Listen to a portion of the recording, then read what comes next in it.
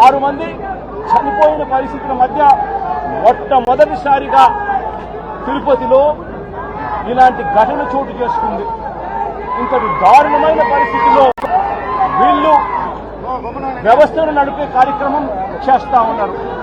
ఇక్కడ ఉన్న డిపార్ట్మెంటు, ఇక్కడ ఉన్న పోలీసులకు, ఇక్కడ ఉన్న టీటీడీ సంబంధించిన పెద్దలు వీళ్ళెవరికీ కూడా అసలు టీటీడీ అన్నది ఎందుకుంది, టీటీడీ అన్నది విశిష్టత ఏమిటి, ఇక్కడ ఉన్న పోలీస్ డిపార్ట్మెంట్ కానీ, ఇక్కడ ఉన్న కలెక్టర్లు కానీ, ఎస్పీలు కానీ వీళ్ళు టీటీడీకి సంబంధించిన ఇటువంటి ఇంపార్టెంట్ రోజుల్లో ఎటువంటి జాగ్రత్తలు తీసుకోవాలి అని చెప్పి వీళ్ళందరికీ కూడా దశాబ్దాలుగా ప్రోటోకాల్ ఉన్నా కూడా వీళ్ళెవరూ కూడా పట్టించుకునే పరిస్థితులు లేవు.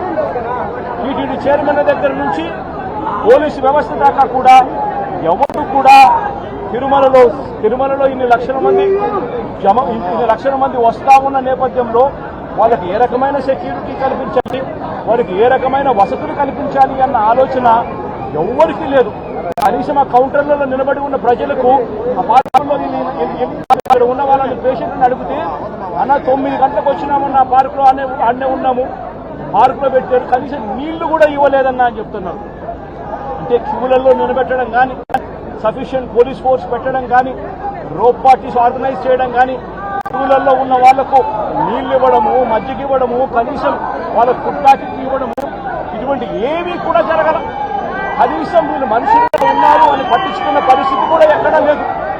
గాలికి వదిలేశారు నిర్లక్ష్యంగా. ఇదే 5 సంవత్సరాల కిందట మా ప్రభుత్వంలో 5 సంవత్సరాలు చూస్తే ఇటువంటి కార్యక్రమాలను ఎంత గొప్పగా చేశాము అని చెప్పి ఈ రోజు కూడా ప్రజలు చెప్పుకునేంత గొప్పగా ఈ వ్యవస్థ నడిచింది.